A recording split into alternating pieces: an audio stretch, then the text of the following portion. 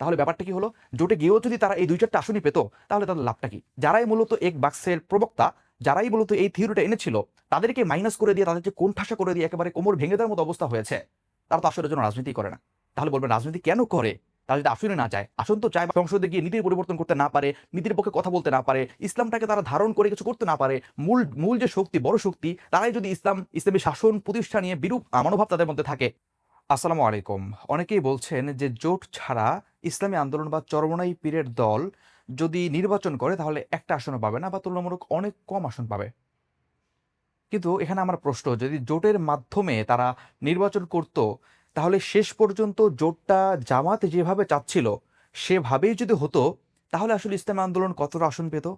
আর ইসলামী আন্দোলনের যে মেরুদণ্ড ভেঙে দেওয়ার ষড়যন্ত্র চলছিল এবং শেষ পর্যন্ত যে সেই নীল নকশা উন্মোচিত হয়েছে, ইসলামী আন্দোলন এবং পীর সাহেব চরমনাই সেটা বুঝতে পেরে যে সরে গিয়েছে, এটা কি কেউ অস্বীকার করতে পারবে? আমরা ইতিমধ্যে সংবাদ মাধ্যমগুলোতে যে তথ্য দেখেছি, শেষ পর্যন্ত ইসলামী আন্দোলনের পছন্দের মাত্র 10টি আসন বা এরকম তাদেরকে দেওয়া হয়েছিল। আর বাদবাকি এমন কিছু আসন দেওয়া হয়েছিল যেটি সারা দেশে জামাত দাঁড়াক বা ইসলামী আন্দোলন দাঁড়াক বা অন্য কেউ দাঁড়াক, কেউ হতে পারবে না। তাহলে কি হলো ব্যাপারটা, যে আমরা ইসলামী আন্দোলনকে বড় হিসেবে গণ্য করছি, অনেক বেশি আসন দিচ্ছি, 40-45 আসন প্রস্তাব করছি, শেষ পর্যন্ত ইসলামী আন্দোলনের পছন্দের মাত্র 10টির মতো আসন, তাও মেইন মেইন যে আসনগুলো ঢাকা 5 বলি বা ভালো ভালো আসনগুলো বলি, সেগুলো তাদেরকে দেওয়া হয়নি। সেক্ষেত্রে সেই 10টি থেকে হয়তো 2-4টি আসন বা 5টি আসন ইসলামী আন্দোলন পেত। সেক্ষেত্রে আবার অন্য যে দলগুলো আছে, তারা যে ইসলামী আন্দোলনকে ভোট দিত, চরমনাইকে ভোট দিত, এটাও কিন্তু আসলে সন্দেহের ব্যাপার। তারা যে গোপনে বিএনপিকে সমর্থন দিত না বা অন্য কিছু করতো না, এটা কিন্তু বোঝা যায় না। কারণ ইতিমধ্যে তারা বিএনপির সাথে বৈঠক করেছে, জাতীয় সরকার নিয়ে আলাপ আলোচনা করেছে, অনেক কিছু কিন্তু ইতিমধ্যে হয়েছে। তাহলে এটা কিন্তু বলার সুযোগ ছিল শেষ পর্যন্ত যে ইসলামী আন্দোলনকে 40-45টা আসন দেওয়া হয়েছে, তারা মাত্র 2-4টে আসন পেয়েছে। এখন তোমরা দেখো যে ইসলামী আন্দোলন বা মূলধারার যে ইসলাম, তাসাউফপন্থী ইসলামপন্থীরা, কৌমি ঘরানার যে লোকগুলো আছে বা দলগুলো আছে, তারা আসলে কতটা জনপ্রিয় বাংলাদেশে। এটা কিন্তু একটা বলার সুযোগ ছিল বড় আকারে। এবং এই যে ধরেন যে 40টি আসন বা 45টি আসন, 300 আসনের ক্ষেত্রে এটা কত পার্সেন্ট হবে? 13-14% হবে। তাহলে এই সারা দেশের মধ্যে 13-14% জায়গায় ইসলামী আন্দোলন সক্রিয় মাঠ পর্যায়ে। আর জামাত সক্রিয় হচ্ছে কত আসনে? 179 আসনে। আবার এখানে এক্স শিবির বা অন্যান্য দলও রয়েছে তাদের ঘরানার। তারা সব মিলে কিন্তু বড় একটা জায়গায়। তো এখানে এই যে 13-14% জায়গায় বাংলাদেশের ইসলামী আন্দোলনের প্রার্থীরা কাজ করত, হাত পাখা পরিচিতি পেত, অন্য জায়গাগুলোতে কি অবস্থা হতো সামগ্রিকভাবে? আচ্ছা, এখন বলবেন যে এত হিসাব, এই যে শরিয়া আইনের কথা বলা, এত কিছু ছিল, অনেক টকশোতেও বলা হচ্ছে যে শরিয়া আইন এতদিন কেন বলা হলো না, 7-8 দিন বা 2-3 দিন আগে বলা হয়েছে, এখন তারা কেন বলছে? দেখেন, এগুলো তো সাথে সাথে বলার জিনিস না। ব্যাপারগুলো দেখা হয় যে তারা বক্তব্য দেওয়ার পরে সেটা তারা সংশোধনী দেয় কিনা। যেমন খ্রিস্টান সম্প্রদায়ের যে সম্মানিত নারী, তিনি যে বক্তব্য দিয়েছেন, তাদের সামনেই দিয়েছেন, তারা কোনো প্রতিক্রিয়া দেয়নি। পরবর্তীতেও প্রতিক্রিয়া তারা দেয়নি। যখন ইসলামী আন্দোলন এরা নিয়ে বললো, তখন কিন্তু প্রতিক্রিয়া দিয়েছে। আর মূল যে ব্যাপারটা, এখানে যে প্রশ্ন করার জায়গাগুলো আছে, জামাতের সাথে আদর্শিক দ্বন্দ্ব, আকীদাগত দ্বন্দ্ব, এই যে কওমি ওলামায়ে কেরামের বা দেওবন্দি ঘরানার ওলামায়ে কেরামের বা মূলধারার ইসলামের যে একটি সংঘর্ষ, এটা কিন্তু বহু আগে থেকেই। এবং খালিদ মহিউদ্দিনের ঠিকানায় খালিদ মহিউদ্দিন প্রোগ্রাম বা যে টকশোগুলোতে শাইখে চরমনাই কিন্তু স্পষ্ট বলেছেন যে তাদের কোনো আকীদা আমরা গ্রহণ করিনি, আমাদেরগুলো তারা গ্রহণ করেনি। জাস্ট এখানে যে ব্যাপারটা ছিল, মূল কথা হলো যে ইসলাম নামে বা ইসলামের নামে যতগুলো দল আছে বাংলাদেশে, সেগুলোকে কিন্তু একত্রিত করা হচ্ছিল।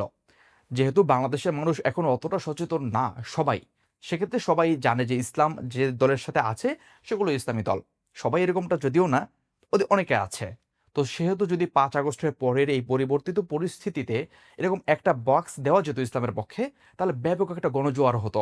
গণতন্ত্রপন্থী যে দলগুলো আছে বা পশ্চিমা আদর্শের ধ্বজাধারী যে দলগুলো আছে, তারা কিন্তু একটি মাঠে মারা খাওয়ার মতো অবস্থা হতো।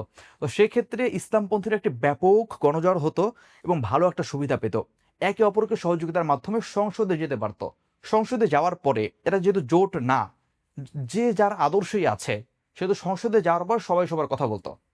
জামাত তাদের মডারেট ইসলামের কথা বলবে, তারা যে আদর্শ ধারণ করে তারা সেটা বলবে, সেটা করতে চেষ্টা করবে, এটাই স্বাভাবিক। ইসলামী আন্দোলন যে কওমি ঘরানা বা হচ্ছে দেওবন্দি আদর্শে চলে বা মূলধারার ইসলামের কথা তারা বলে, সেটা তারা পালন করার চেষ্টা করতো বা প্রতিষ্ঠা করার চেষ্টা করতো, সে কথা তারা বলতো, ইসলামী আদর্শের কথা বলতো। মানে এখানে যে সমস্যাটা, দেখেন, সবাই সবার সহযোগিতা নিয়ে সংসদে গিয়ে ইসলামের জন্য কাজ করবেন, তাদের মতো করে তারা যেভাবে ইসলামটাকে অন করেন বা ইসলামটাকে তারা যেভাবে ধারণ করেন সেভাবে কথা বলবেন। এখানে চরমোনাই যারা আছেন বা ইসলামী আন্দোলন যে পন্থাটা আছে, তাসাউফ পন্থা বা হচ্ছে কৌমি ঘরানা, মূল ইসলাম যারা বলে থাকেন বা দেওবন্দি ঘরানা, তাদেরকে কিন্তু এখানে একেবারে কোণঠাসা করে দেওয়া হচ্ছিল। যে জোটে 40টা আসন দেওয়া হচ্ছে, দেখানো হচ্ছে অনেক কিছু, শেষ পর্যন্ত কি 2-4টে আসন পেল জোটের মাধ্যমে। তাও আবার কি হয় বলা যায় না, কারণ ইতিমধ্যে যে কাহিনীগুলো তারা করেছে, যে অনাস্থা বা অপমানগুলো তারা করেছে, অনাস্থা তৈরি করেছে, সেখান থেকে বিশ্বাস করার আসলে সুযোগ ছিল না শেষ পর্যন্ত। তাহলে ব্যাপারটা কি হলো, জোটে গিয়েও যদি তারা এই 2-4টা আসনই পেত, তাহলে তাদের লাভটা কি? তারা তো আওয়ামী লীগের থেকেও অনেক আসন প্রস্তাব পেয়েছিল, তারা তো বিএনপির থেকেও অনেক আসন প্রস্তাব পেয়েছিল বলে আমরা জানি, অনেক প্রস্তাব তাদের ছিল। এমন মন্তব্য আছে যে কালামানিককে টাকা দিয়ে কেনা যায় না। আগের যে মরহুম পীর সাহেব রয়েছেন, মরহুম শাইখ রয়েছেন, ফজলুল করিম রহমতুল্লাহ আলী, তার সম্পর্কে বলা হয়েছে। বর্তমান শাইখদের ব্যাপারটা এরকম, তারা কিন্তু ক্ষমতার জন্য রাজনীতি করেন না। এবং আশ্চর্যের ব্যাপার হলো, চরমনের যে পীর আছেন মুফতি রেজাউল করিম, তিনি কিন্তু কোনো আসন থেকেই প্রতিদ্বন্দ্বিতা করছেন না। তিনি নিজেই বলেছেন যে যদি ক্ষমতার লোভ থাকতো তাহলে কিন্তু তিনি নির্বাচন করতেন। সব মিলিয়ে তারা ইসলাম পন্থাকে ক্ষমতায় নিতে চেয়েছিল। সবাই মিলে তারা চাচ্ছিল যে সংসদে যাবেন সবার সহযোগিতা নিয়ে, একে অপরকে ছাড় দিয়ে একে অপরকে বুঝে তারপর সংসদে গিয়ে সবাই সবার মতো করে কথা বলবেন। বাংলাদেশের মানুষ বুঝবান, তারা কথাগুলো শুনবেন, বুঝবেন, যারা যেটাকে গ্রহণ করেন তারা সেভাবে চলবেন।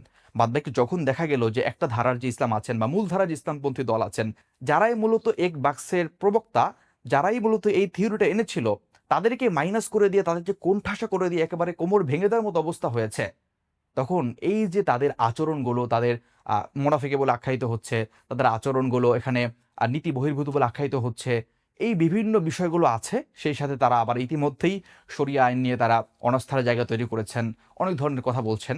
সব মিলিয়ে কিন্তু ইসলামী আন্দোলনের এই জোটে বা এই সমঝোতায় থাকার কোনো সুযোগ ছিল না। আর যেহেতু ইসলামী আন্দোলন এবং জামাতেই মূল ছিল, এই জোটের মূল ছিল, এবং পীর সাহেব চরমনাই ছিল এক বাক্সের প্রবক্তা, সেহেতু কিন্তু সে জোটটি বাস্তবে ভেঙে গিয়েছে। এখন যারা আছেন তারা তাদের মতো করে আছেন, বা এখন তারা ঐক্যবদ্ধ বাংলাদেশ নামে কাজ করছেন, তারা তাদের মতো কাজ করবেন। পীর সাহেব চরমনাইয়ের দলের মুখপাত্র মাওলানা গাজী আতাউর রহমান বলেছেন, আমরা এক বাক্স নিতেই আছি ইসলামের পক্ষে, আমরা 300 আসনেই প্রতিদ্বন্দ্বিতা করব, তত 268টি আসনে তারা যে মনোনয়নপত্র বৈধ হয়েছে তাদের, সেখানে প্রতিদ্বন্দ্বিতা করবেন।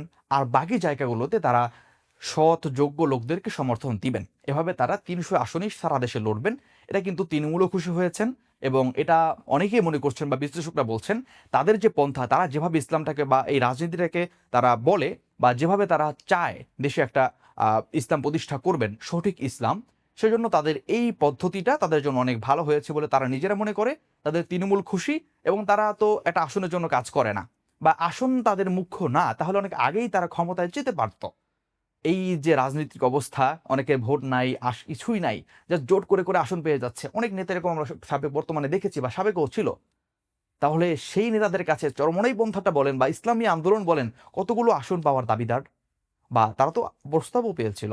সে স্থান থেকে যেহেতু তারা আসন লোভী না, ক্ষমতা লোভী না, তারা চায় ইসলামকে ক্ষমতায় নিতে, আর সেটা যখন তারা পারল না, তখন কিন্তু তাদের থাকার কোনো মানে নাই এই জোটে। তাদের মতো করে তারা কাজ করবেন, তাদের মতো করে এগিয়ে যাবেন, এই প্রত্যাশাই সকলের, এবং সে পথেই তারা হাঁটছেন। এখানে হতাশ হওয়ার কিছু নাই, কটি আসন পেল না পেল এতেও কিছু নাই। তারা তো আসনের জন্য রাজনীতিই করে না। তাহলে বলবেন রাজনীতি কেন করে? তারা যদি আসনে না চায়, আসন তো চায়, বা ক্ষমতা তো তারা চায়, ক্ষমতা দিয়ে তারা ইসলামকে ক্ষমতায় নিয়ে যেতে চায়, নেতা নয় নীতির পরিবর্তন চায়। এখন জোটে থেকেও যদি এই অবস্থায় থেকে 2-1টা আসন পেয়ে তারা সংসদে গিয়ে নীতির পরিবর্তন করতে না পারে, নীতির পক্ষে কথা বলতে না পারে, ইসলামটাকে তারা ধারণ করে কিছু করতে না পারে, মূল মূল যে শক্তি, বড় শক্তি, তারাই যদি ইসলামী শাসন প্রতিষ্ঠা নিয়ে বিরূপ মনোভাব তাদের মধ্যে থাকে, তাহলে তো আসলে ব্যাপারটা সেরকম না। মনোভাব যাই থাকুক, তারা তো প্রকাশ করেছে মিডিয়ার সামনে, তাই না? সব মিলিয়ে ইসলামী আন্দোলন যে সঠিক সিদ্ধান্ত নিয়েছে, এটিই সবার মতামত, এবং ওলামায়ে কেরামের সাথে পরামর্শ করেই কিন্তু তারা এই সিদ্ধান্ত নিয়েছে।